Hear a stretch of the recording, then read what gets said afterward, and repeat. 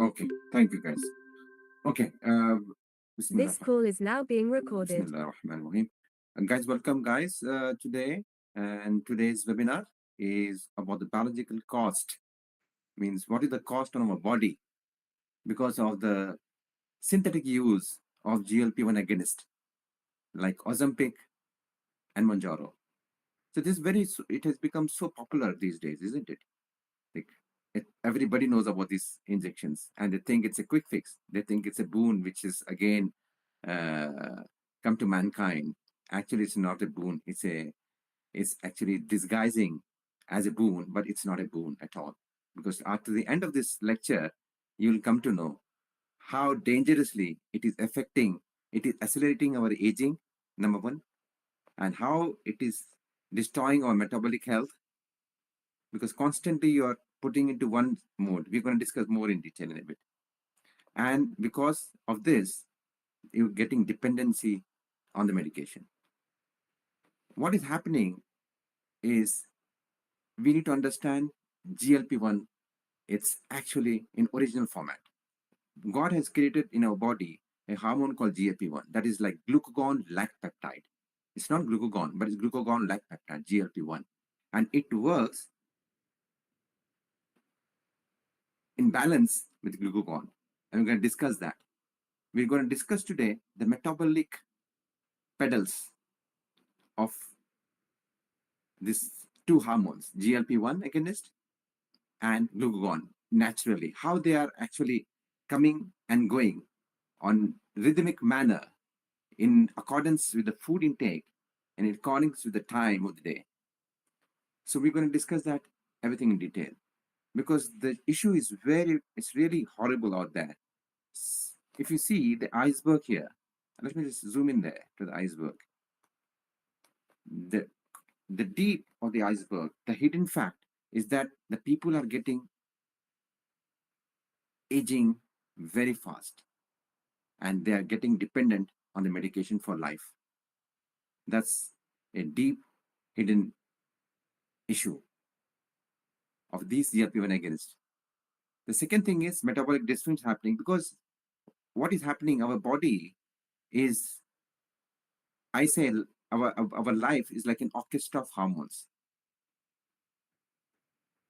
It reflects our holistic life on the basis of how well we play that hormone, how well we have played the orchestra, basically. So that orchestra of hormones is getting disturbed. The metabolic dysfunction is happening because of the constantly you're putting into one state, that is GLP-1 state. Because GLP-1 again is what they're doing it, you're constantly putting into that state. We're going to discuss that in a bit. And because of that, chronic changes are happening in the body, right? And all you can see on the surface is the short-term effects where people are noticing nausea, vomiting, and all those things. And they're already seeing that, like bounce backing the weight when they're stopping this medication, the weight is bouncing back almost 4 times, and metabolic problems almost 3 times more. You can see. So now a lot of doctors they stop giving these injections to people who are suffering with diabetes.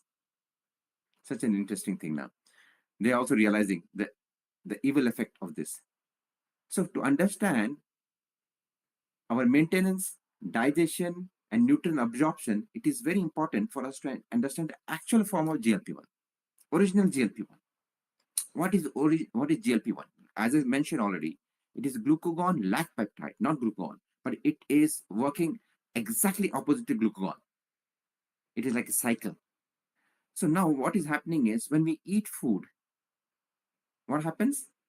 There's naturally a hormone is produced by the L cells of the small intestine. And it is actually responsible for food intake. Whenever you take the food, within nearly uh, 8 to 10 minutes of ingesting the food, what it happens? It goes to the tummy, isn't it? It goes to the tummy, get mixed from there. Then after that 15, 20, 25 minutes, it goes to the small intestine. And then what happened? Once food reaches the small intestine, the glucose starts getting absorbed from the intestine. And then the insulin gets triggered. Insulin secretion is get triggered. So whenever we're eating food, whenever eating carbs, what is getting triggered? Insulin is getting triggered. Every time we eat carb, insulin gets triggered. I'm doing this action because you should know, because total constant ingestion of fattening carb, because too much of abundance of fattening carbs without our knowledge. So much of abundance is around us, okay? And we every time we're ingesting that carb, or lifestyle issues also, it could be because of stress as well, okay? The other reasons also we can discuss a little bit of that as well. So what is happening is, when we eat this naturally, what GLP is doing, GLP gets released from the small intestine in response to the food ingestion, right? And it goes and stimulates the insulin secretion from the pancreas. Insulin is secreted. Insulin is life-saving. It is a must for our body, for body to release insulin. If people who don't release insulin, they are called type 1 diabetes. Otherwise, all linked to lifestyle is type 2 diabetes. 85 to 90% of the people in the globe are suffering with type 2 diabetes, not type 1. Type 1, for type 1, they are insulin dependent because they lack insulin. They completely depend on synthetic insulin from outside, not for type 2 diabetes. Type 2 diabetes is only the clogging of the fat in the pancreas and liver. That's what we do at our platform. We reverse all those things. We focus on the root causes. Somebody yesterday, one of our clients went to the endocrinologist. We told the client, please go to the endocrinologist. We want to see what your endocrinologist will tell. Because she got fatty livers, she got fatty pancreas. And because of that, her morning sugars are still a little high. That's dawn phenomena, we call it. She said, I like, just take a and go. Well, just go and see what he says. We also want to see what your endocrinologist says. What endocrinologist says? No approach of root cause approach. There's no approach of root cause in his prescription. Same thing.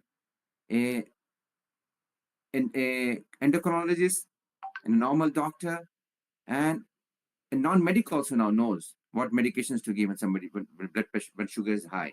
This is all symptomatic approach. We're going to understand in a bit, like all these things, like diabetes, obesity, high cholesterol, high blood pressure, they are interlinked. Diabetes won't come alone, isn't it? So they are all interlinked. When they are interlinked, there should be some reason behind it, some root cause, similar root cause. What is the root cause? That is insulin resistance. Too much of insulin got released. Every time you're eating food, insulin got released. Every time eating food, insulin got released. And at the end, what happened? At almost 8-10 years, it has pancreas has produced insulin over from its capacity. When it's produced over from its capacity, it got tired, and the whole pancreas has squeezed out the insulin, and it got tired, and beta cells can't produce the insulin anymore. That's when you'll start seeing high blood sugars. High blood sugars is what? It is a symptom. If somebody is putting on metformin, if you're on tablets, you're only on symptomatic prescription. You're not on a reversal journey there. Because what it's doing? Insulin. So what GLP, back to our discussion, what GLP is doing is it's releasing the insulin with the ingestion of carbs. Insulin, isn't it? So that's happening now. So second thing we're doing is, because it is opposite hormone of glucagon, GLP-1, so it suppresses glucagon release. And third thing what it does is, it slows down the gastric emptying. When gastric emptying slow down, what happens? You eat less, isn't it? It still is full. Food is still lingering in the intestine, in the gastrointestinal tract. So what is happening because of that? You eat less. Understand? Then also it actually goes and gives the signals to the central nervous system. Same GLP-1. I'm talking about just GLP-1. We'll go to glucagon, the exactly opposite hormone, and how these injections, when you put constantly synthetic approach and constant approach, how they're disturbing that cycle, the metabolic cycle, which we're going to discuss in a bit. Very interesting one is cycle. We have created a video also on our YouTube channel on this. You can just go and have a view of that video also. We have explained how these GLP-1 and glucagon acts like two pedals of a metabolic cycle. Okay, so when this hormone is getting secreted, GLP-1, it is secreted for a couple of minutes only. The half-life is extremely short of GLP-1. Within 2 to 3 minutes, that's it. And then it degraded by another enzyme, and it's coming, it's a rhythmic, it has come, isn't it, with food. We eat food, in relation to food, what we did, GLP-1 was released. And what it does, 2, 3 things it does. Stimulates insulin, saying that the glucose is coming. Come on, insulin, what it does? It actually shifts the glucose molecules from the blood to the intracellular, like to the cells, for energy. So that it does. Second thing, what it does, insulin release. The second thing, what is happening, is actually just slowing the gastric emptying. So because the gastric emptying is getting slowed, you don't tend to feel hungry, because gastrointestinal is still full, because you have actually reduced the motility. We are having motility, like we have pulsations, right? We have lungs, respiratory rate, right? Similarly, even gastrointestinal tract has pulsations. So that pulsations actually is slowing down. That motility is getting slowing down. The third thing, it signals to the central nervous system, same GLP-1, saying like, the food has come, I'm happy, I'm full. So when we are putting this all is happening for just minutes. Rhythm, it's like rhythmic hormone we just got released in response to the food ingestion. But what you are doing with these injections, you're putting that in a constant mode. Otherwise, just releasing for 2, 3, 4 minutes, 5 minutes with such a short half-life.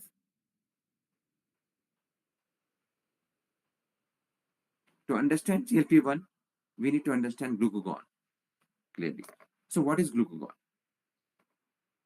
So if you go back, GLP-1 is an anabolic hormone, because what it's doing, it is converting that glucose into energy and all that. And if too much of glucose is there, then it converts into glycogen as a temporary storage in the liver.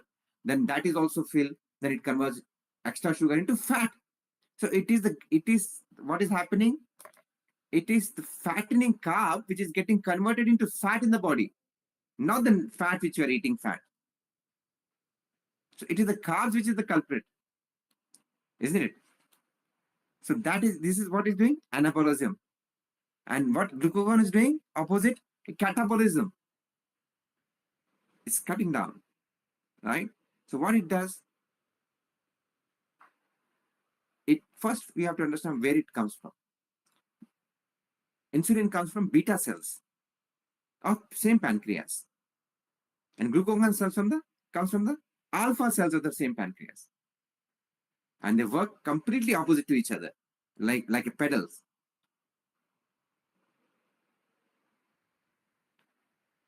So what it does, when it is released, glucagon, in the fasting state, in between state, we ate now, for example, breakfast, right? And it takes at least 2, 3 hours for all these things to happen. Then we again go back to what state? Fasting state, isn't it? So when this food is completely got absorbed, glucagon comes up, the fasting state hormone. It comes in fasting state, and when you go to sleep, it comes out. And what it does, it has to come out. It is playing such an important role. That's why it's coming out. When GLP-1 comes down, it has to come up. Understand? It has to come up. To play the role is what it has to play. What is the role it's playing? It actually prevents dangerous drops of blood glucose, because blood glucose has already been absorbed, isn't it? GLP-1 came with food, and then insulin did the work, and all came. Then it's been all been utilized properly, right? It's gone inside. Now you're going to the fasting state. When you're going to fasting state, this blood glucose, which was not stabilized with insulin, right? That is now falling down. Something has to bring it up, right? That's the role of the glucagon, catabolic hormone. which comes from the same pancreas. After seeing the blood glucose level is coming down, glucagon rises. So in which state our blood glucose coming down? In fasting state. In between the meal state, in between two meals, we're coming in the fasting state. So that glucagon has to come there naturally. But these injections, not giving the opportunity glucagon to come up. So what glucagon is doing basically? So when it's coming up, because with the sense of fasting state, as the glucose is falling down, glucose is slowly falling down and glucagon is rising here. What is doing?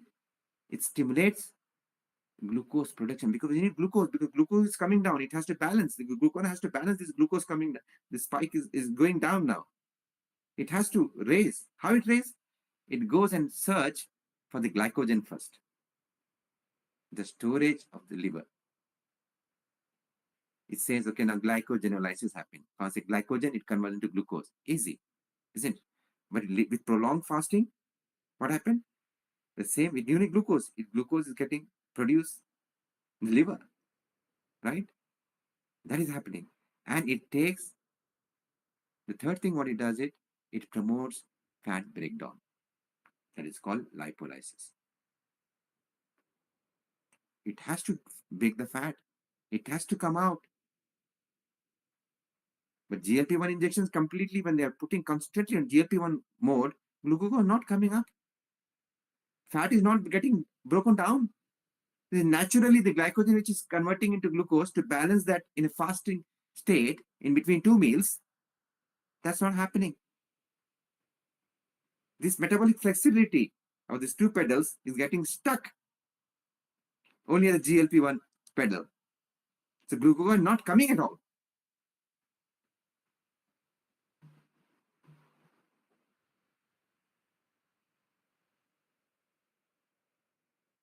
So what is happening without this? Body is struggling. When you're putting GLP-1 constantly, body will struggle to access its own energy. What glucagon is accessing energy first, going to the glycogen, store energy. Now sugar is coming down, glycogen has to go there and say, come on, glycogen, tap, glycogen, right? And say, come on, come out. Our sugar, blood sugar is coming down. You have to go and balance now. That is not happening. Body is struggling to access its own energy reserves to balance the glucose during the state of fasting. And that is leading to regular, because this is not happening, people are getting fatigue and muscle is breaking down. Such a dangerous thing. Muscle is breaking down because it has to do somewhere, right? So muscle is sorry.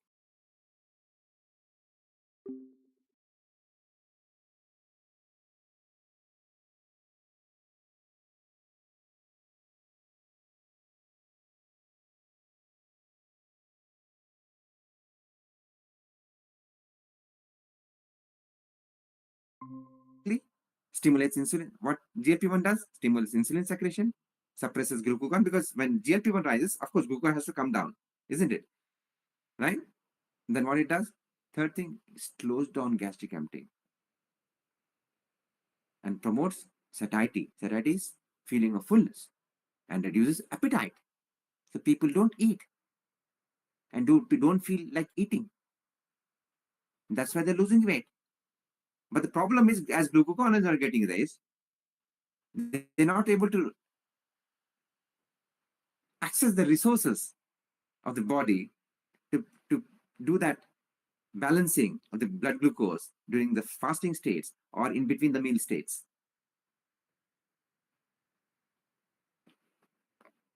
So this is the metabolic cycle.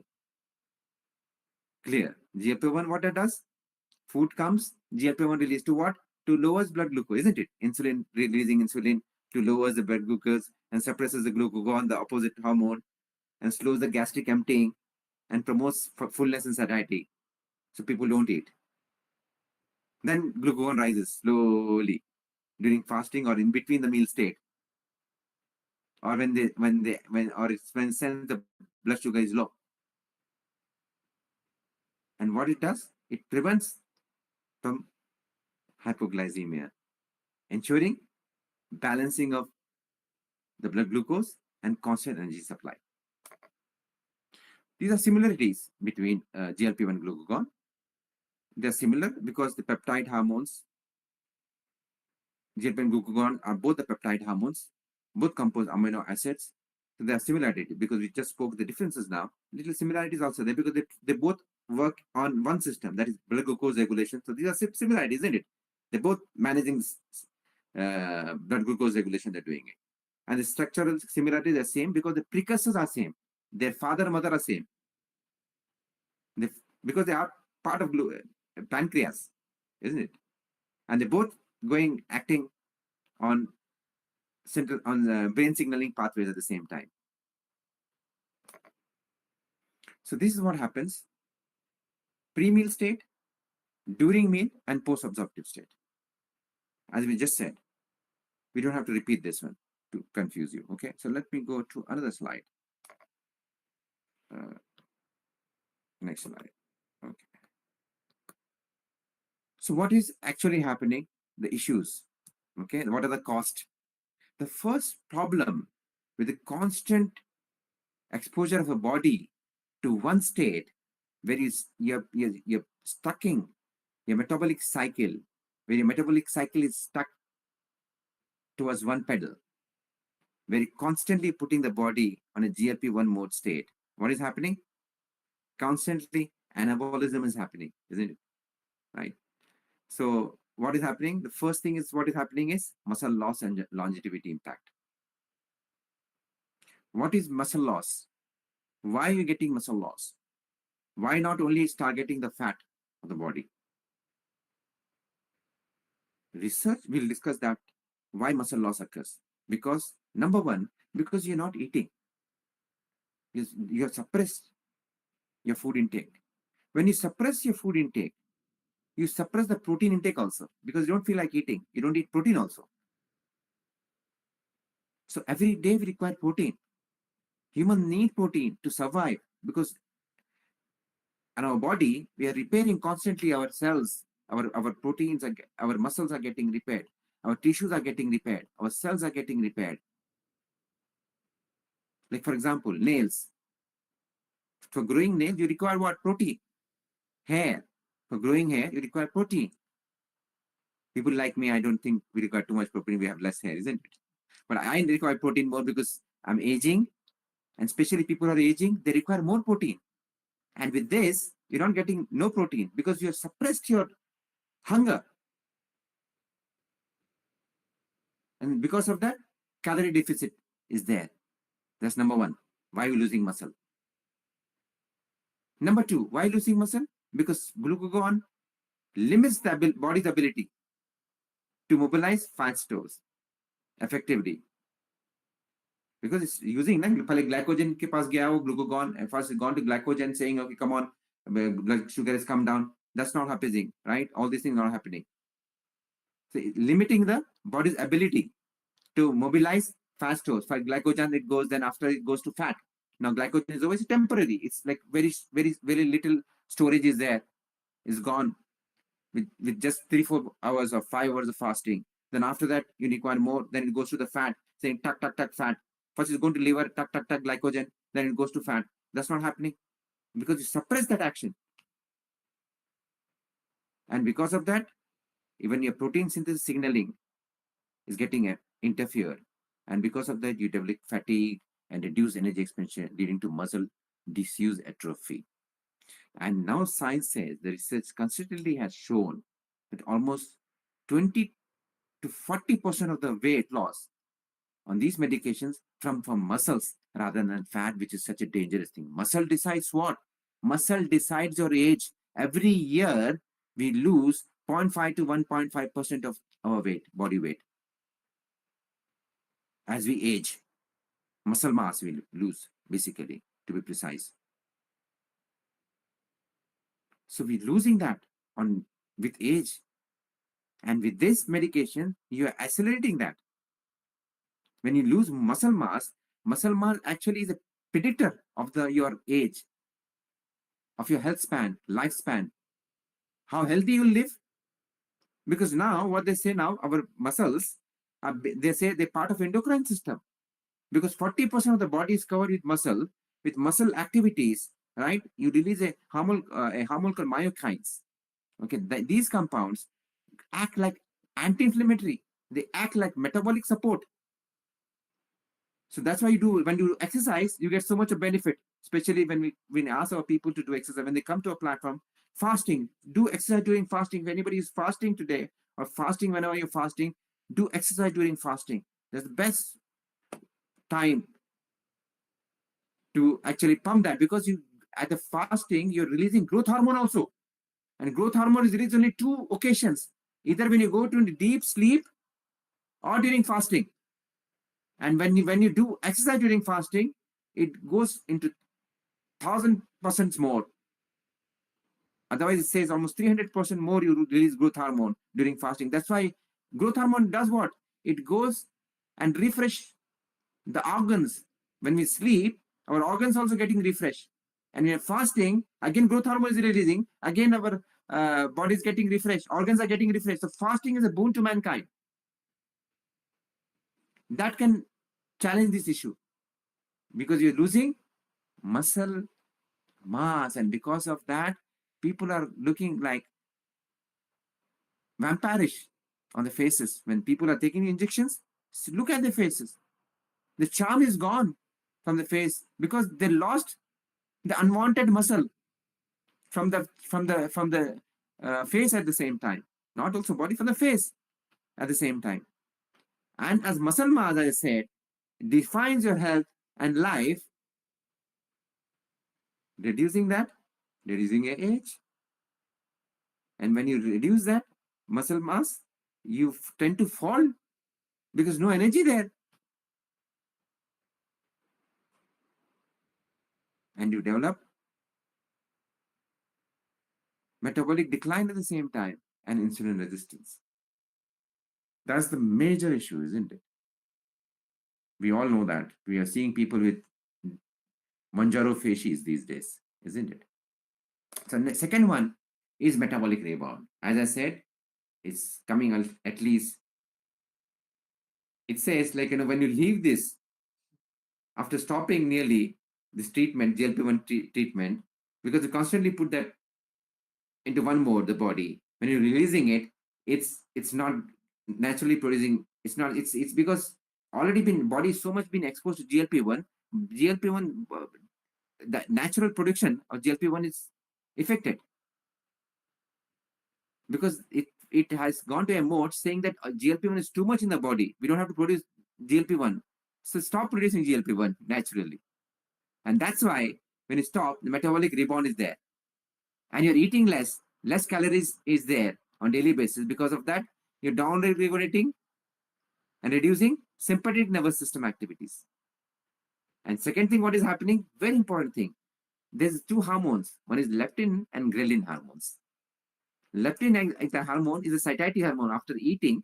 That's why you say you should eat for 20 minutes, not faster. You should not never eat quicker meals, because what happens when you eat quicker meals, the leptin hormone won't work. Because what it works as, it goes and gives this, with the stretch of the stomach, leptin hormone gets released. It goes and tells the stomach, the brain, that enough, you have had a good food, you can stop now. And that takes 20 minutes. And that drops. There's no such hormone now. When you're eating also, there's nothing happening there. You've destroyed your body, man, with these injections. Other hormone which releases is a hunger hormone. That hormone actually triggers hunger. And that is increasing. Once you stop this one, that is increasing to almost 30 to 30%. And you tend to more hunger. You feel you want to eat more, you want to eat more. And other thing, third thing, what is happening is this metabolic rebound is happening because of these issues, right? The other thing which is very important is what is happening is fat shrunken. Fat are not completely going away. They just, the size is shrunken. When you're losing fat, you're not losing the fat cell per se from the body. You're just shrinking the adipocytes. The fat is getting shrunk because fat cells can go to can increase the volume depending upon the fat how you're accumulating. So you're not removing the fat cell from the body, you're just shrinking the fats. So they retain actually memory of signal of refilling it. But what is happening? It is reducing when you're regaining the fat, when you're regaining it, you're exactly because fat memory is there to the fat. When you're regaining the thing, it is regaining back the same fat. So weight loss reduces fat cell size, not the numbers. So what is effectively creates is you're physiologically getting dependence on continued medication. Once you take this medication, again, because it has disrupted your whole so much of hormones, and your down-regulated calories intake has reduced, and because of that, your actually thyroid hormone is down-regulated, and because of that, you're eating too much, right? In hypothyroidism, what happens? People put on weight, isn't it? And that becomes a very difficult choice for people, whether they should remain on the expensive these medications or, potentially bear this risky pattern or risk which is associated with this for life. It's up to you to decide whether you want to go for that natural ones. And Dr. Namrata is there. She's going to talk about more on the intermittent fasting and more on the food and lifestyle changes, uh, how holistic ways can give a metabolic reset also at the same time. You're doing metabolic resets with fastings, right? One of the best things to reset your metabolic health. But with this thing, you're destroying the metabolic health. So you decide you want to do a natural way, intermittent fasting and with food as medicine, or you want to use this one, these ones, these synthetic ones, and destroy your metabolic health or your body muscle mass. And other thing, what is happening is gastric motility and digestion is happening, dysfunction, and nutrition deficiencies is expected, isn't it? Because you're suppressing your intake, you're not taking daily requirement of protein, which is daily you need for your hair, as I said, for your nails, and for your mucus, which is creating in the body. You need proteins for all these things. This is not happening. And because that's protein are getting absorbed, the healing, immunity, and enzymatic processes are getting affected. And because we are not eating properly, vitamins and mineral depletion is happening. Deficiencies are happening, basically. Which hormones, which vitamins and minerals getting deficient? Majorly is B12, then iron, calcium, vitamin D, and folate. And because of that, people get developing anemia because calcium is not there, which gives the strength to the bone. That's not the bone loss. Vitamin D supports immune health. People getting autoimmune condition, and people getting the depleting the immune fight back systems, immunity of their body. The other thing is essential fatty acids, that is omega-3s and fats, are because you're not eating nothing and you have deficiency in fat soluble vitamins A, D, E, and K, which is required for cognitive function, proper mind to work, good skin health, and blood clotting. So everything is getting affected because of these medications. Other thing happened because it's reducing the gastric motility, isn't it? We said that. It goes and releases insulin, triggers insulin. We know that GLP-1 does, right? It slows down the GLP gastric motility also, isn't it? So when you're doing that, when you're slowing that, you develop a lot of digestive consequences. Because what is happening when we eat, these enzymes will get released from the saliva itself. When you go in the tummy, then HCl plays a role there. Then other enzymes comes in, mix it there. All these things are getting delayed, too much getting delayed. So because of that, digestive consequences like gastroparesis is happening. I mean, gastroparesis what? It's like lead to induce gastroparesis, like a motility of the gastric intestinal tract, GI tract is being affected, and because of that, motility is not happening. Develop chronic nausea, bloatings, acid reflexes, and vomiting. That's another common issue which we find with people on these injections. And because now there's such an important field now. Gut microbiomes is a big field now. They're understanding the gut microbiomes, how they play a role in managing your metabolic health, immune health, and mental health. These three healths are very important for us to survive holistically, and they are linked. All these three health are linked to gut, good flora, good bacteria of the gut, and that's getting disrupted, leading to, as I said, metabolic dysfunction, inflammatory conditions, and mental health conditions.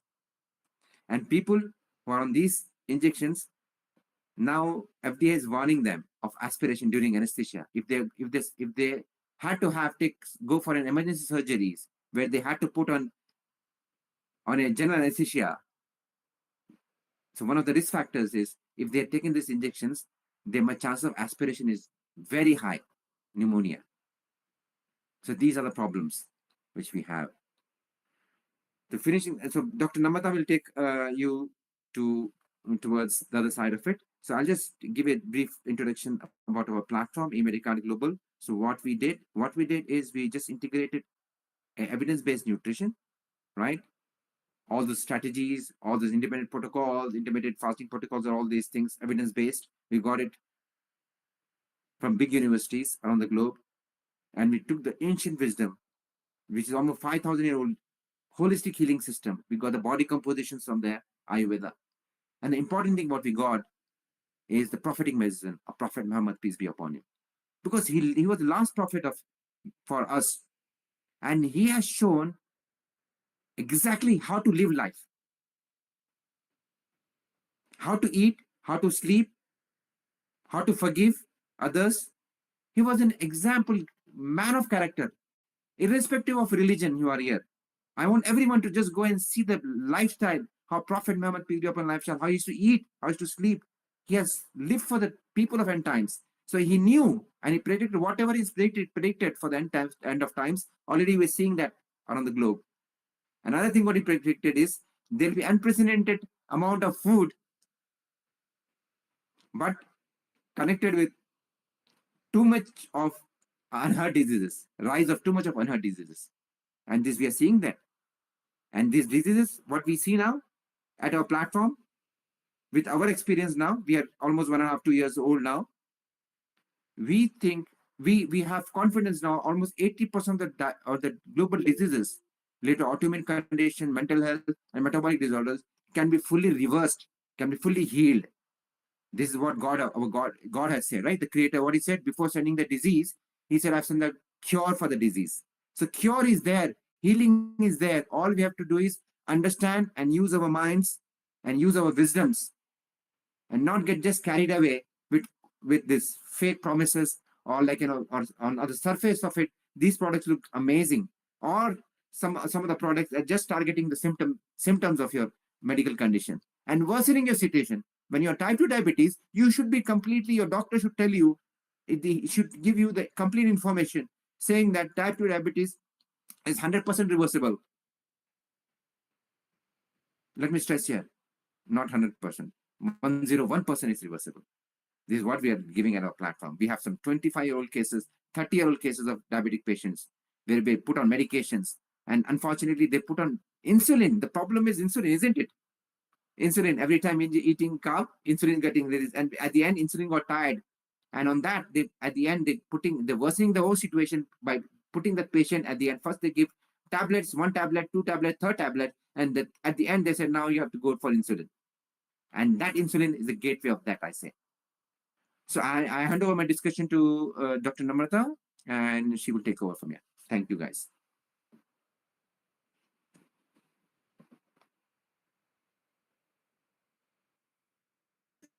Thank you, sir.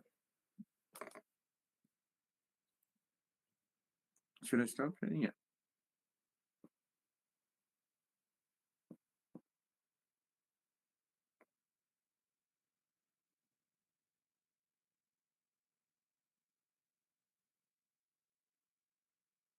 Is my screen visible? Not yet, doctor. Yes. Okay.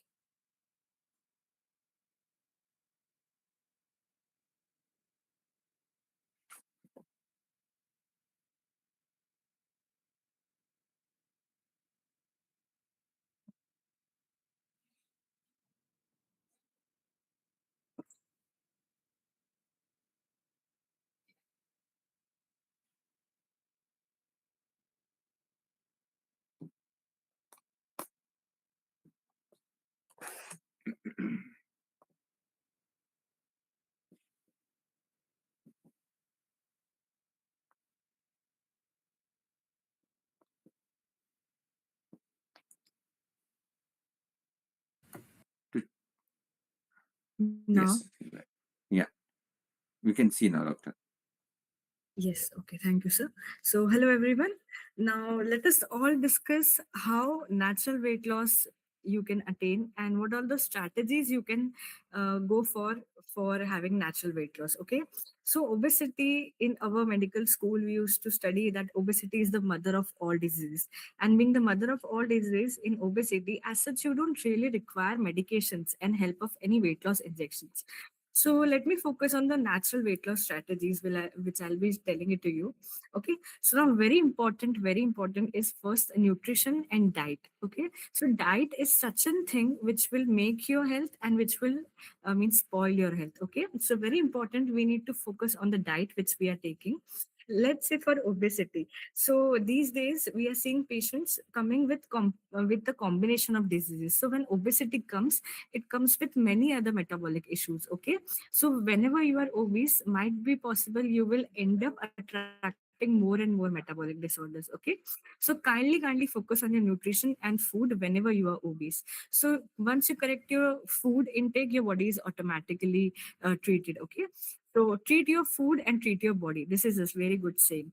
So what you need to focus on the nutrition. So we at our platform we give numerous types of diets for our patients when we cater to obesity and many more metabolic disorders like there is low carbohydrate, high fat diet. We give ketogenic diets to patients, and then we have fasting mimicking diets. So depending on the patient's particular needs, we cater them to their diets. Okay, so in general, what diet you should take? You should have a healthy fat diet.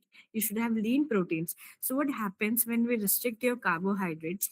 So generally, the major cause of obesity these days is refined sugars, processed foods.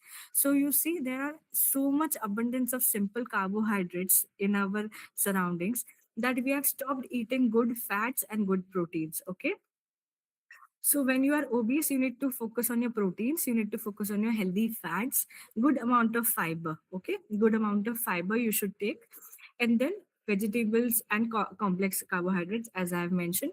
And you should eliminate refined sugars and ultra processed foods, which what these foods actually does is they increase the fat storage in the body. As the liver is not able to metabolize such processed foods, so fat storage is increased, and at the end we become obese. Okay, and then comes the portion control. So sir has beautifully guided all of us on the portion control. So let me tell you the portion control which we say. What is mindful portion control eating?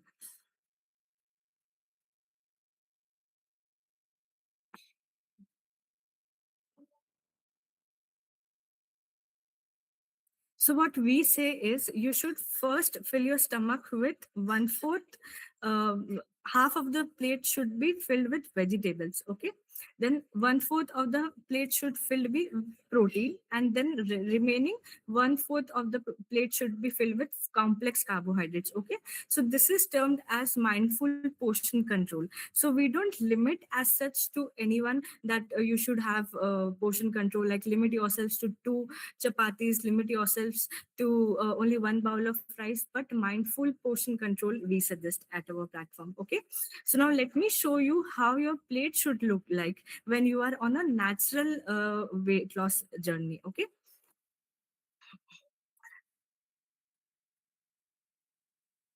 you see, this is the eMedicard's global medicinal plate. We give this plate to almost all of our patients, until unless you are in obesity class 3 or 4. So we will not actively give you any portion control, but this is the mindful portion control every healthy or non-healthy person should follow. So as I mentioned, half plate should be filled with vegetables, one fourth should be filled with complex carbohydrates, and one fourth should be uh, filled with protein. Okay, any non-veg or veg protein options you can take.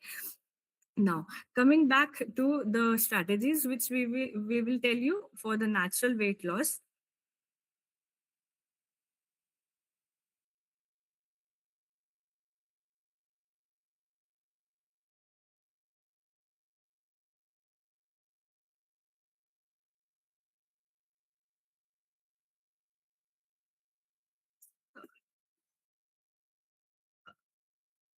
Is my screen visible to you, sir? Yes, yes. Okay. Okay, now the portion control I have explained. Now comes mindful eating. So all these portion control and mindful eating are a part of this plate, which I was talking about. Okay, so we suggest a few healthy mindful eating strategies also, like sitting on the floor and grounding yourself and not keeping intact, means touch with your phone, and not using much of a screen time, much of a phone during eating. So these are the habits which you should inculcate in yourself for mindful eating. Okay, now comes fasting. Okay, so fasting is a boon for mankind, as sir has very beautifully mentioned to us the role of fasting. So what fasting does is, fasting triggers a stage of autophagy in ourselves. Well, now what is autophagy? Autophagy is a self cleansing process which body adapts to regain health and to in turn reduce the fat storage and reduce the weight of the body. Okay, so at our platform we promote different types of fasting: intermittent fasting, raw diet fasting, and now this month Ramzan fasting is going on. So time restricted feeding is a very important and medicinal, plays a very medicinal role in reversing obesity. What happens first? Obesity autophagy takes place. Okay, so now what happens actually? So when we are not giving any glucose to the body, so when body is in fasting state, what happens? Ketones come into action. Now there are two major fuels in the body. First is glucose, next is the ketone. So when your body is in a fasting state, body starts to burn stored fat, which in turn gives ketone as a main fuel of the body. Okay, so this is the ideology behind fasting. So kindly, whosoever celebrating Ramzan, kindly do mindful eating in Ramzan. Okay, now stress management. Okay, so now stress management, we have Mr. Kausha. He will enlighten us more on this part. Now sleep optimization. See, diet and lifestyle goes hand in hand, whether you are catering to any metabolic disorder, any autoimmune or mental health conditions. So nothing can be reversed single-handedly. When you are having, when you have managed your diet, so other thing you should manage wholeheartedly should be your lifestyle. So diet and lifestyle works both ways. Okay, so in obesity as well, you have to focus on your diet, you have to focus on your lifestyle. Now lifestyle is something from day to dawn, whatever things you are doing it, you should have to do in a natural way, in a systematic manner. So sedentary life, when you're having sedentary lifestyle, you cannot reverse obesity. So active lifestyle is very important: sleeping on time, waking on time. So eMedicard Global promotes 3S. So when you come to our platform for natural weight loss, we will first treat your diet, and then we will give you lifestyle modifications, including the 3S: sleep, stress, and sports. Okay, so all these three stress, once managed, lifestyle modification is done beautifully. Okay, now consistent movement is also an part of lifestyle, that is a good amount of physical activity. Now nothing can be attained only single handedly, I just mentioned. So the body, the six packs are not made in gym, actually these are made in the kitchen. So let your kitchen be the first pharmacy and the food be your first medicine. So instead of putting any medications or injecting your bodies with any medications, first treat your food. So that's why we are focusing so much on food, because so food has so much power. At eMedicard Global, we don't prefer giving any medications. We just like instigate people to correct your food. So we promote food as medicine, as time as medicine, which I mentioned in mindful eating and time restricted feeding. Okay, so again, let food be your first medicine and kitchen be your first pharmacy. Okay, now so these are the different kinds of diets which you can use, like Mediterranean diet. So these days people are coming with combination diseases: obesity along with hypertension, obesity along with diabetes. So Mediterranean diet, dash diet, these are the different kinds of diet we can opt for in promoting natural weight loss. Okay, okay, so now for the lifestyle also, I have mentioned everything. Now for the stress part, which is very important in managing any condition, whether it is obesity, whether it is metabolic disorders. I think Mr. Kaushalji is here with us, so he will enlighten more with us on the stress part and how mental health is very important in natural weight loss. So, Mr. Kaushal, please. Thank you so much, Yeah, thank you, Dr. Mehta. thank you so much, Yes. Dr. Namrata, and thank you so much, Dr. Abdul Muttalib Khan. Thank you for Yeah. inviting me to talk about stress management. Thank you, sir, for So, coming and accepting our invitation, because you are coming with so much of experience with your book, and with your knowledge, and with your so much of presentation around the globe. You're not in from UK, Alhamdulillah. We are honored to see you on our platform, Kausar bhai. Thank you, Jazakallah. Jazakallah khair. As I said, thank you so much for inviting me. So, I'm going to talk about stress management. You know, subhanallah, stress is such an important aspect in our lives. It can cause lots of problems if you don't manage your stress effectively. I'm trying to upload my screen. Yeah.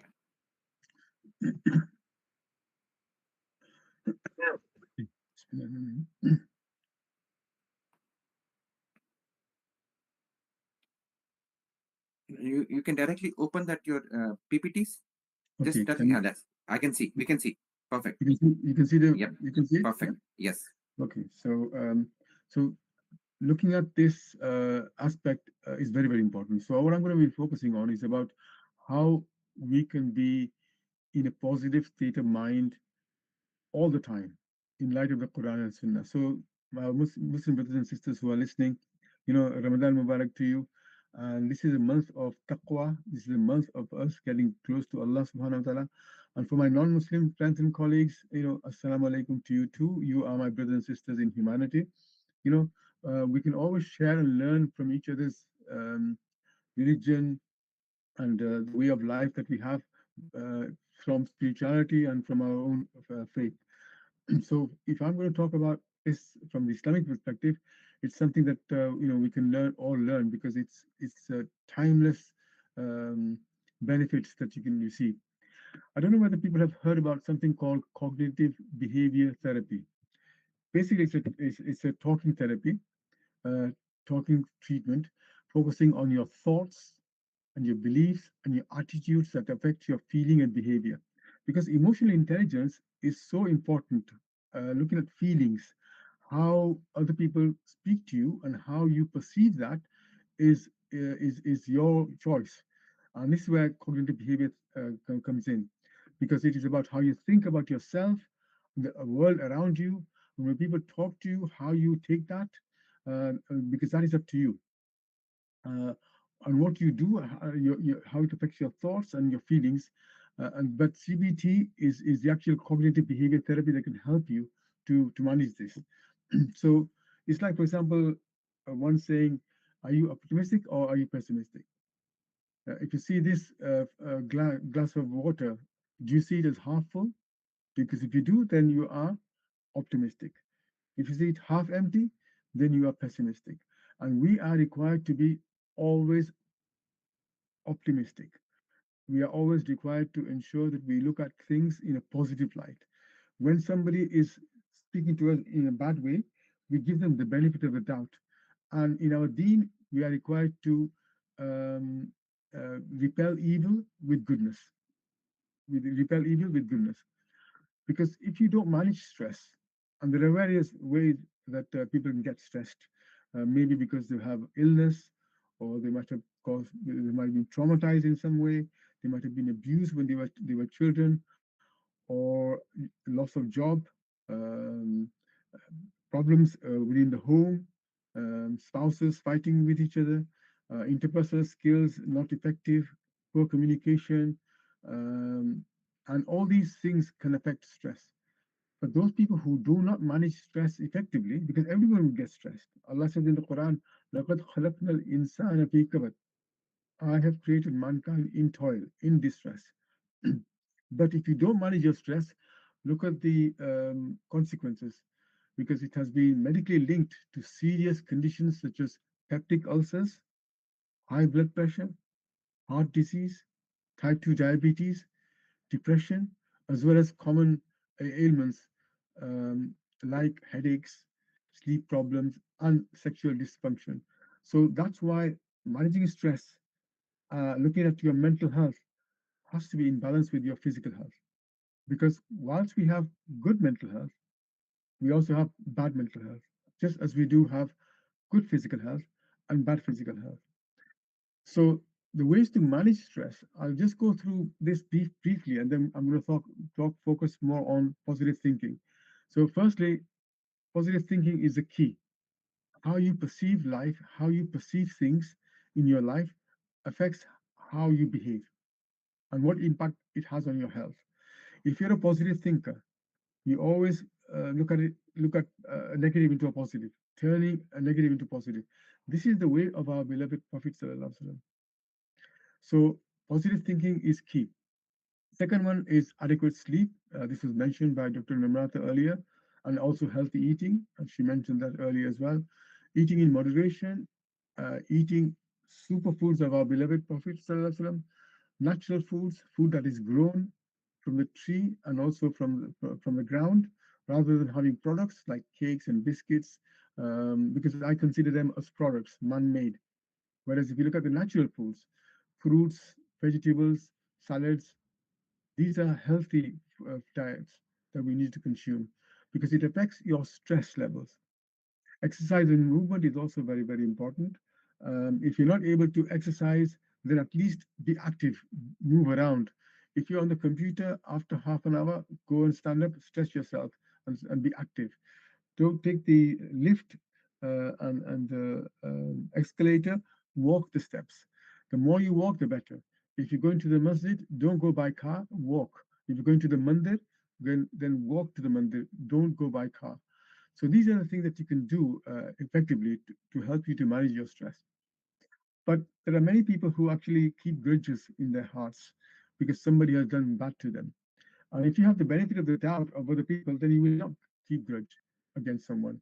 You are forgiving people as well. Because if you think about it, if somebody's wronged you, you have this gift of forgiving others. Consider it as a gift.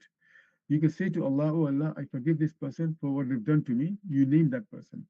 So you do it in that context, and you just let go. That will have a good impact on your stress levels. And then the sixth one is attitude of gratitude, thanking people who have done good to you. When you thank others, you're thanking Allah subhanahu wa ta'ala. So having an attitude of gratitude, psychologists have researched that this affects their good mental health. And being charitable, the more you give, the more blessings you will get. And as this is the month of Ramadan, people will give their zakat in this particular month. But on top of zakat, which is something that is obligatory, give something on top of that through sadaqah and lillah. The blessing will be much, much greater. But this helps to manage stress. This is amazing. So by default, what you're doing is you're managing stress as well. And then there's four A's. In any stressful situation, you avoid anything that's having an impact on your heart. Alter the situation, adapt to the stressor, and accept what has happened to you, and then move on and take action. So these are the briefly the seven ways of managing your stress. But positive thinking, I'm going to focus a bit more on this. Positive thinking doesn't mean that you ignore life's less pleasant situations.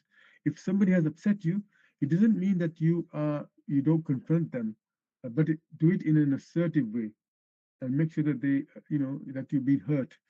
Make it clear to them, but never in an aggressive way. Because when you are in that situation uh, that gets you stressed, or somebody's angry with you, the best thing to do is just move away from the situation before you get angry as well. And for us Muslims, mashallah, we have to say, A'udhu billahi minash shaitanir rajim, to prevent us to get angry. If you're standing, you sit down. And if you're still angry, you just lie down. Do wudu, uh, have some water. These are strategies that were taught to us by our beloved Prophet Sallallahu Alaihi Wasallam. So positive thinking just means that you approach unpleasantness in a more positive and a productive way. You think the best is going to happen, not the worst. So, for example, I've got some example here. Uh, Negative self-talk is something like, "I've never done this before. I've never done it before." But a positive thinker will say, "It's an opportunity for me to learn something new. A negative person will say, this is too complicated. A positive thinking person will say, I will deal with it from a different angle. Do you see what I'm saying, my brothers and sisters? It changes your thought processes if you think in this way. If you're a negative thinker, you will say, I don't have the resources, and you'll find excuses, and you have a victim mentality. But if you're a positive thinker, then this is a necessity. I will do what I can with what I have. What counts is the pursuit of doing something good. The next one is, I'm too lazy to get this done. But a positive thinker will say, I should re examine my priorities. In terms of time management, it's always good to look at things in four ways. What is urgent? What is important? What is something that you can delegate? And what can you discard? And a positive thinker will never procrastinate. Anything that you need to do, you do it. And when you look at our priorities, you can make a list of things that you need to do.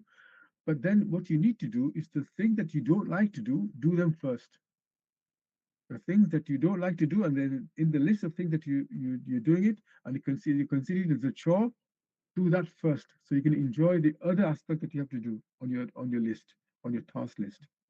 These strategies really help you to manage your stress. Believe me. Another negative thinking is there's no way it will work. There are many people like that. But if you're a positive thinker, you say, I can try to make it work.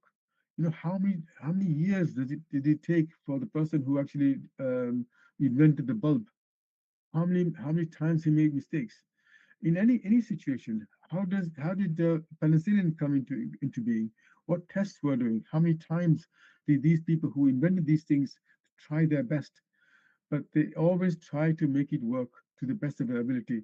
They're not going to say this is not going to work at all. Otherwise, they wouldn't have succeeded in the way that they did.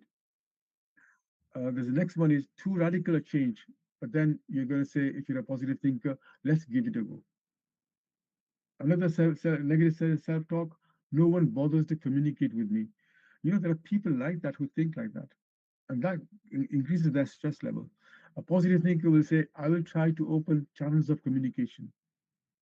In fact, when you come into an argument with someone and you resist, even if you are right, our beloved Prophet ﷺ said, I will guarantee the Jannah for them. And the last one, I'm not going to get any better at this negative self talk, but a positive thinker will say, I will give it another try. So, this is the whole point of positive thinking, because positive thinking is about looking at, self talk. It's the endless stream of unspoken thoughts that run through your head. And if it's negative, then that's going to destroy your soul. But if it's positive, then it helps you a lot. You have confidence.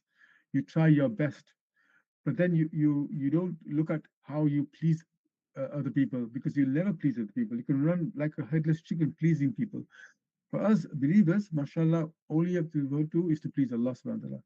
And what Allah looks at is your intention before even your actions. If your intention is to do good, God will reward you for it. And that's good. But if your intention is good and something bad happens and people say, why have you done this? You know, and you're confident that you and Allah knows that you are trying your best and your intention was to do good, not bad. But yet, if your intention was to do bad and something good happens, and people think how good you've done, then you need to know that you are betraying your own soul. All these thinking in your mind helps you to manage stress effectively if you're a positive thinker. So there are many, many health benefits of positive thinking. It really does lower your depression. It lowers your distress levels. You find greater resistance to common cold. It increases your lifespan as well, and better psychological and physical well-being, better cardiovascular health, and reduced risk of death from cardiovascular disease. We Muslims, we know that we have a purpose in life. Our purpose in life is Jannah. We are living in this dunya to be tested by God, because our ultimate abode is Jannah. And this is the reason why, we don't, it doesn't mean that we don't enjoy life here. There's a very powerful verse, رَبَّنَا آتِنَا فِي الدُّنْيَا حَسَنَةً وَفِي الْآخِرَةِ حَسَنَةً وَقِنَا عَذَابَ النَّارِ. the goodness of this world and the goodness of the hereafter. You live in this world, though, to please God, because the purpose of life is to worship Allah. And worshiping Allah doesn't only mean fasting, praying, Hajj, and Zakat. It also means um, doing good to other people, not breaching the hukukul ibad, the rights of others, because those sins that you commit against fellow human being, God will not forgive you. So if you have that status in your mind, then you know that you have to please God and you have to do things in a way that is righteous, being kind to people. In fact, so much so that if you have food in your home and your neighbor is going hungry, we are living in an independent world, then you are required by Allah's commandment, to share your food with your next door neighbor. Whether that next door neighbor is a Hindu or a Sikh or an atheist or a Muslim or a Jew or a Christian, whoever they are, you are duty bound to share your food. If there's enough food for one person, it's enough for two. And when you think like that, and if you are charitable like that, your stress level goes down. But also the health benefits of positive thinking, it gives you coping skills during hardships and times of stress. So if your thoughts are mostly negative, your outlook on life is more likely to be pessimistic. If your thoughts are mostly positive, you're likely to be an optimistic person. So even for example, if you're going around in your car, and say you're going to the airport, I'll just give you one scenario. You're going to the airport, you're going to catch a plane, going to another country. And as you're going along, you say to yourself, you're getting late. So you've got these thought processes, and you know that you're looking to watch and you're going to get late. So what you decide to do is to turn to the next junction, and you say to yourself, if I take the next junction, I will, uh, I will not miss my plane. I'll get there quicker. I know a shortcut. But as you come toward the junction, you don't. You still carry on. Once you carry on, 500 yards later, you have a puncture. Now, how you think, what your character is, and what you do, how you behave, comes from your own characteristic. Do you come out of your car? Are you character A, screaming and shouting, kicking the tire, and having this negative thought, I'm going to miss my plane, cursing Allah, why does it always happen to me? Blaming mentality. I told my son to check the tire, he didn't, having that victim mentality. So are you character A? You know, if I'm giving you the scenario, put this in your own thought now. Would you be like that person? Screaming, shouting, why does it always happen to me? Or are you character B? Calm. What's happened has happened. I'll fix the tire. If I miss the plane, this is God's will. If I don't miss the plane, that's God's will. I will try my best. If I can't fix the tire, then I'll call the RAC or the AA to help me to apply, get the services. But you have this positive thinking that if I miss the plane, that is God's will. Or are you character C? Had I turned left in the first place, I wouldn't have had this puncture. So there are three scenarios, three ways that you're going to deal with the situation. You know yourself how you would deal with that situation. If you are A, then your stress level is going to be high. This is where people have lots of problems, health problems as a consequence. If you're constantly like that, always have as a negative thinker. But if you're B, what's happened has happened. You accept. You alter and avoid negative thinking. The four A's that I mentioned earlier, and you do your best. Or if you were C, had I turned left in the first place, I wouldn't have the puncture. So for us believers, as Muslims, we know that this comes from Shaitan. The Prophet, peace and blessings be upon him, said, if you say that if I did this, this would have happened. Everything happens with the qadr of Allah. We know Allah is Almighty. Allah is in the control, is the control of the world. Allah has got good plans for you. But if a calamity befalls upon you, then Allah is testing you. There's something good in that too. In fact, this is a true story. A teacher was going to the airport. He was going to meet his friends at the airport, and they were going to a conference. And he did miss the plane. He did have the puncture, He did kick the tire. He did blame his son, and he did curse Allah.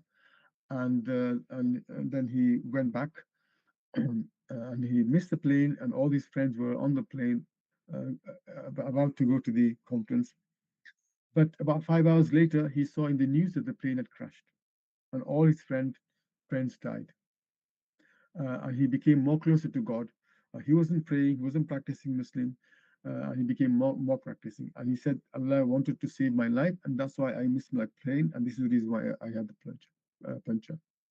So, what are some forms of negative self talk? Sometimes you filter, you magnify the negative aspects of a situation. Sometimes we multiply the negative thought, the negative aspect about what's going to happen to you, you multiply it. That is called filtering. That's really bad. Then sometimes you personalize things. When something bad occurs, you automatically blame yourself, and that is personalizing. And then there's catastrophizing, automatically anticipating the worst, worst case scenario.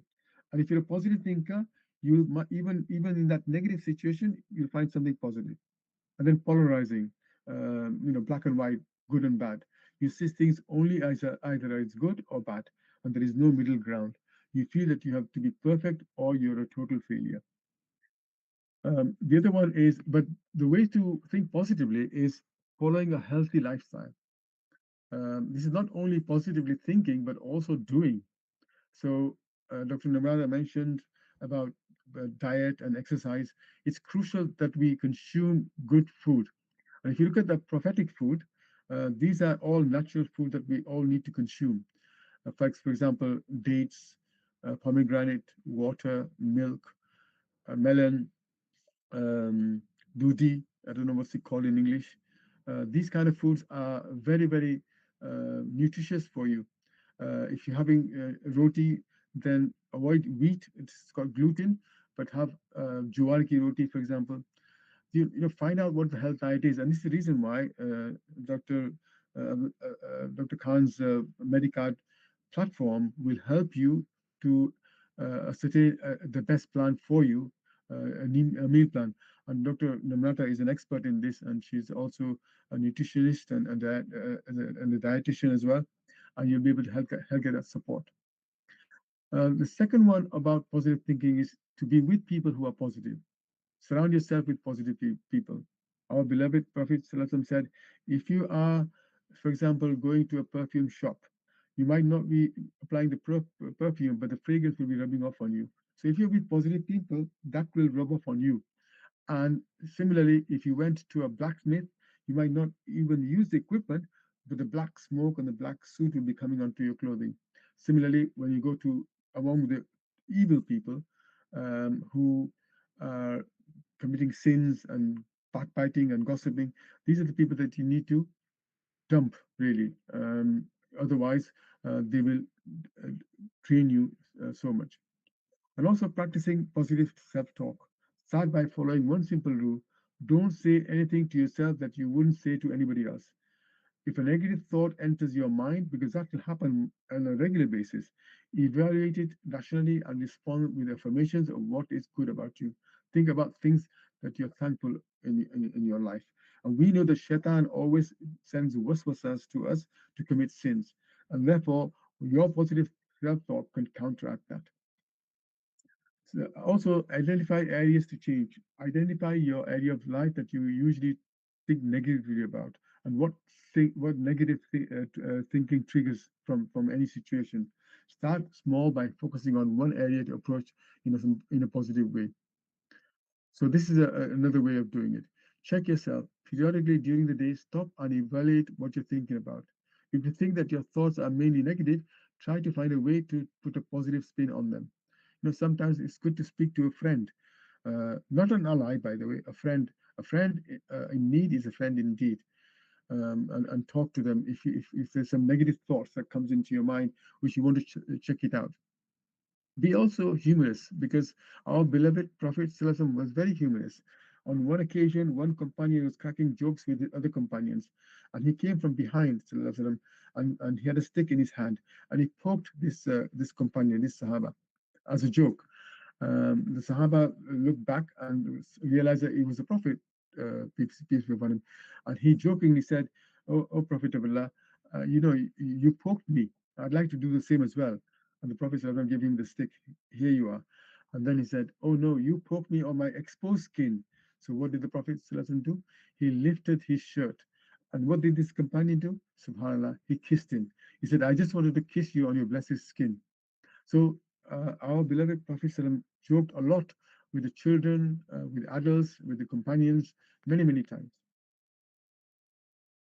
And so, in a nutshell, only use positive words when talking. In fact, if you smile and you talk to people, positive words will come out.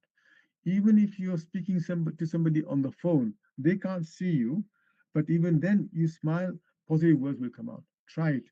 There are 11 psychological and physical and spiritual benefits of smiling. In fact, one of the reasons why the Prophet, peace and blessings be upon him, said, spread smile and spread salam, because it helps our mental health, helps us with a positive stress level, inshallah. Use words that evoke strength and success. Practice positive affirmation all the time. Believe in yourself to succeed. Have confidence in yourself. Like for example, if you have to do something, if you have to go to the interview, prepare yourself well. Be confident in that, and then do istikhara, and then do it. In our toolkit, mashallah, if you've got 2 3 options, then you can always do istikhara. Then you have Allah on your side. Believe in yourself to succeed and analyze what if something does go wrong, then make an assessment so that you don't make that mistake again.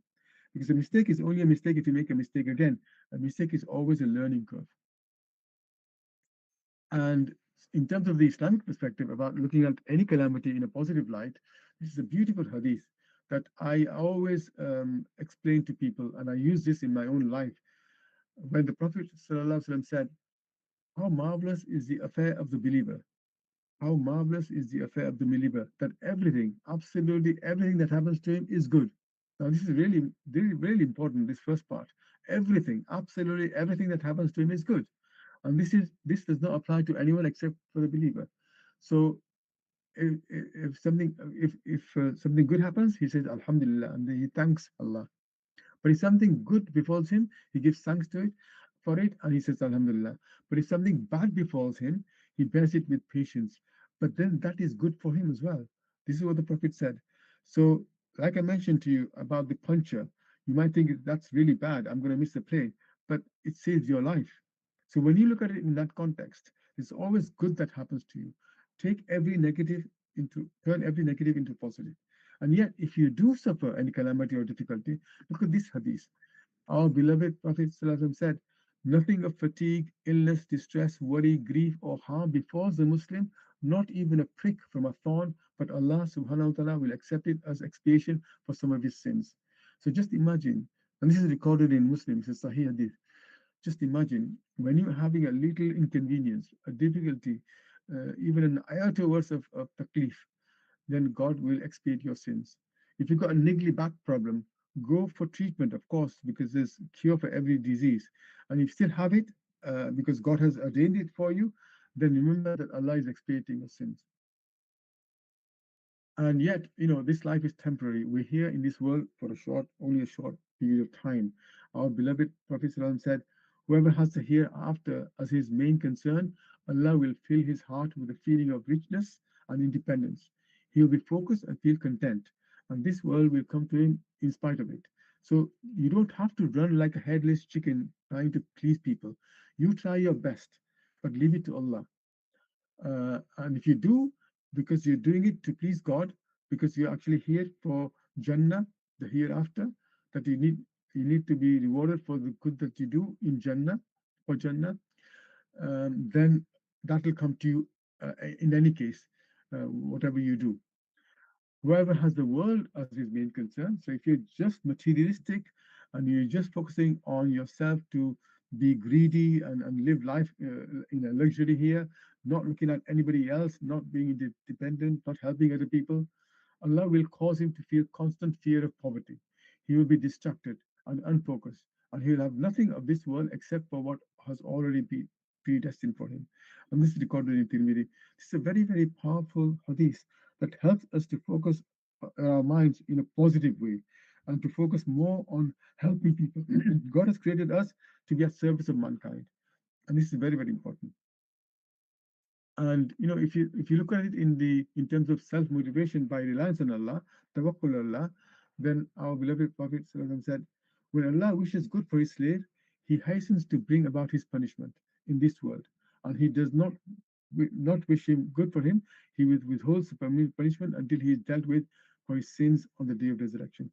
So just imagine those people who are more closer to God, um, then God will test them more. But sometimes when people commit sins and they're still having a good life, and they're still earning lots of money, and they're having this luxurious life, and they're not praying and they're not fasting, and they commit sin, can begin sin, God allows them that person to continue until one day the rope is tightened, and Allah will then account for that person on the day of resurrection. Another way to be a positive to be a positive thinker is finding excuses, which I mentioned earlier, and this comes from a prominent scholar, Hamdul al-Qasr, in the 9th century, when he said, "If a friend among your friends errs, I a friend among your friends makes a mistake, find 70 excuses for him.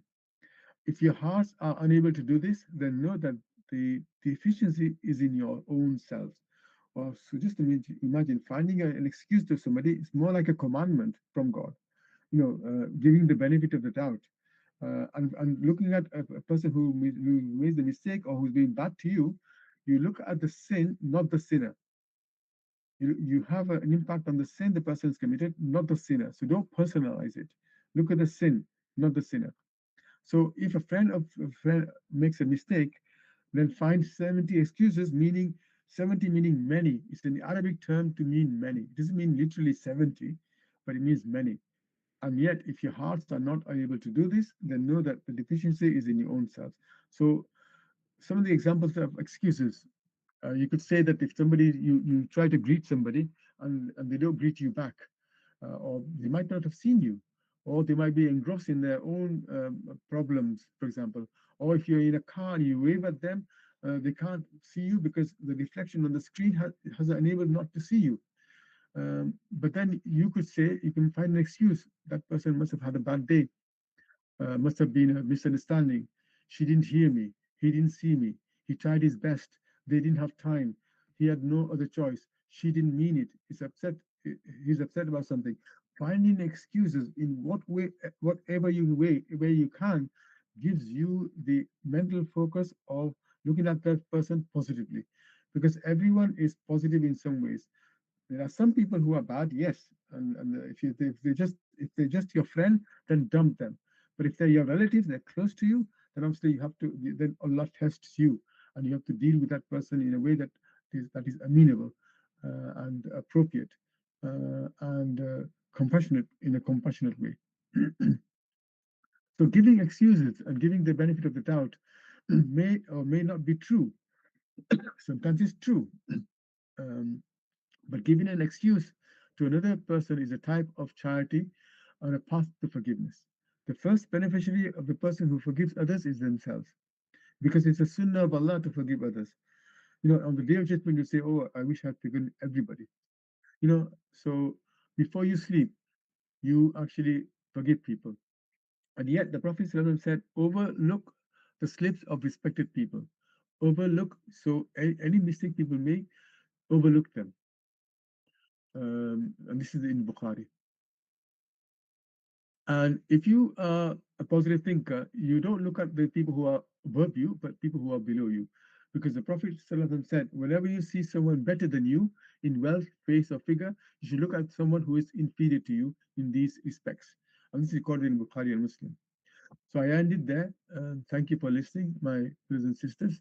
There's a lot to talk about, but I'm conscious of my time as well. So thank you for listening.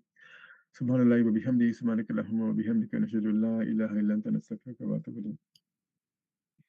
Thank you, Kosebai, for the great explanation. We always learn something new from you every time. And thank you, Dr. Mratan. You're also like amazing. You have like fantastically presented. Fabulous. So, and does anybody have any questions for us?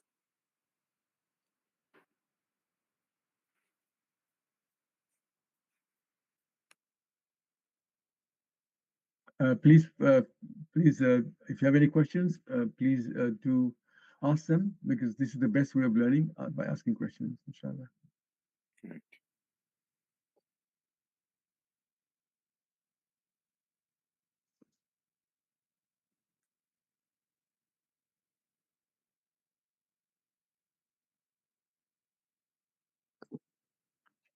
I think nobody's having any questions. I could see some Nutri Yog Hina. So a combination of Yes. nutrition and yoga. Yes, right. What do you do, Doc Hina? So are you nutritionist Uh, or or both combined combination, deadly uh, combination? yes, deadly combination, and I have a strong belief from last uh, 15 years, and m- at least from myself, I am now 48, uh, 48 years, and without medicine, and whatever you said about the positive thinking, I strongly follow that. That is my only the pillar till now. That's it. That's it. So you said 48 years and you said it's a medical condition. No, I am You don't 48, and at this stage, at least no medicines. Without no medicine. medicines, I am. Okay. Okay, without Yeah. medicine. Yeah, that's positivity, isn't it? So I'll tell you It my po- story now. yeah. Yeah. If you see, I got a severe heart attack almost 4 5 years back. But today I'm Okay. zero medication. I have two stents in my heart. Because Yes. what you give, you get back. If you think about Yes. other person, you're giving good things to him, you'll get the back. Expect only the good from karma, isn't it? It's something like a boomerang. You throw and it will come back to you, isn't it? So this is Completely what. agree. Sorry. Completely agree to it. And today I'm zero medications. I don't take no medications because I just implemented prophetic lifestyle in my life. That's it. I did. I just understood some science on food.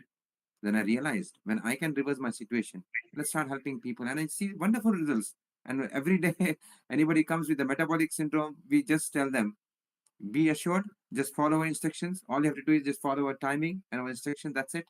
Timings, everything. You'll get almost not 100% result, but 101% result because so Okay. confident about type 2 diabetes.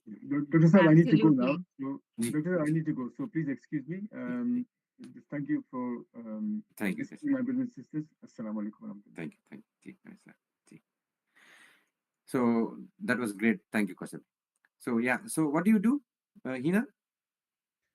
I'm a dietitian, and I have my own online, and Okay. I have clinic also. I Okay. execute. Mhm. Yeah, that's it. Okay. And at the same time, you provide some kind of yoga also online. Yeah, during providing the diet, I also add yoga as per their health issues. Ah, interesting. Yeah, Interesting. so that's why it's a deadly combination. Yes, that's right. Perfectly. Zainab Abbas, please go ahead, please.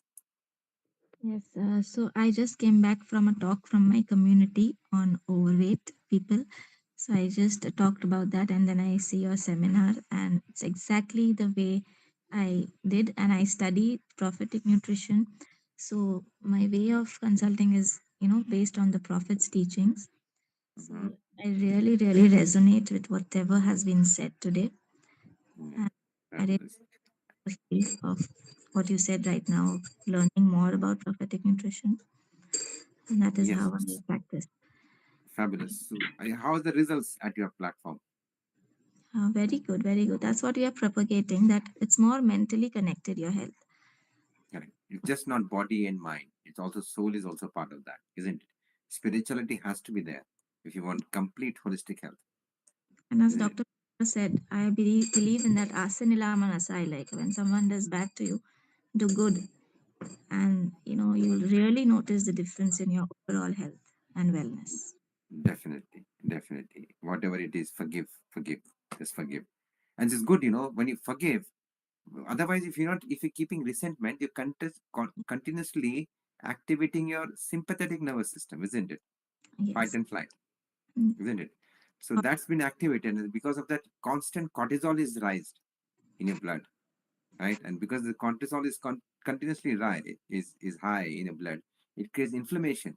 It causes sugar spikes, inflammation. It converts into fat again. So all those things, metabolic dysfunction, is because of resentment. Also, one of the reasons why people get Most of this. them are because of this. So forgive when you forgive somebody, that's gone, isn't it? You're not thinking anymore. You've forgiven it. That's it. So try to forgive people. That's a good thing to Proper attract. health advice we should be giving right now. That's what is needed. Sorry? Yeah, This is the advice that is needed in the world right now. yeah. This is what, yeah, I think this is what we need to give. Because nobody want to forgive no one. They all want to kill, they want to prove, all egos everywhere. You see this world everywhere, wars, wars, war, isn't it? Yeah, exactly. So fabulous. Anybody else have any questions? So Zainab, where are you based? I am from Mumbai. Yeah. Ah, Mumbai. Fabulous. Okay, So how can I connect fabulous. to you? You can just I'll text my number. Yeah, Okay. Mumbai. Which part of Mumbai you belong to? Suburban. Suburban. Okay. I used to live in Juhu. I'm in Vasai. Okay. So 474598291982 Fabulous. Vasai has only west, isn't it? Vasai. No, no, It has both east and both west. I'm in east and west. You're in west, east. west. Okay. Fabulous. I posted my number there. Yeah, thank you. Yeah, that's you have to plus add +44 to that. In place of 0, you can add +44 Okay. so you can connect with me. So Hina, where are you based, Hina? Myself, Mumbai, Central Mumbai. So you're in Central Mumbai. Okay, Yeah. fabulous, fabulous, Yeah. fabulous. So you have a clinic there, Central Mumbai. Yeah. Okay. So you can also connect with us if you have any clients. If any of you guys have any clients where they're looking to reverse the complete situation, if they're on insulin as well, we help Yeah. people reverse from the situation of insulin as well, from the stage of insulin at Exactly. the same time. So we Yes. can completely help them weaning off the medications, okay, a scientific way, right? So that they don't get any reactions when they're coming off medications. We can do that. Yes, absolutely. Yeah. So if you want, you can get in touch with us as well, please. Yes. So any more questions? Any more discussions? Maripalli, anybody like to talk? Or we say bye for now. So that we'll have you guys can follow us on Eventbrite on our YouTube channel, and like we are then on WhatsApp channel as well. YouTube, we keep posting our videos there, our testimonials of our patients. So kindly follow us there at the same time and be updated with our webinars, because we're keeping up interesting webinars. We have forthcoming webinars very soon. We'll come up with another webinar, and that webinar will be for mental health. And you can see rise of autistics, kids, ADHDs, and you're seeing PTSD so much, and OCDs now these days. They're all linked to gut, majorly linked to gut. And I understand autism has a huge spectrum of disorders that's excluding that, but still we can improvise their immune and mental health function and cognitive functionalities at the same time by just changing the gut. Now the science has seen, like, just remove. I'm just giving a small tip for everyone. Yeah. Now science says, this is research was done, clinical trials also done on that. Just removing the gluten from the kids, right? Can improve their phenylephrine, the precursor for dopamine, and tryptophan, the precursor for serotonin. These are the major hormones, in serotonin, GABA, dopamine, for mood stabilization, attention, and all that, right? To improve that, what they saying is people who have been removed gluten free, the dramatic rise of that they have seen, these precursors, and the improvement of the behaviors and improvement the gut. Also, if you see people with mental health issues, they come with a lot of gastric issue, and they call like constipation, and they get some bloating and constipation basically, and diarrhea kind of things they get, like. So this is another interesting topic which is coming up very soon. So guys, you can follow us there. I can see Shahana's there. She looks like a doctor to me. Do you like to talk to us, doctor? Are you Dr. Shahana?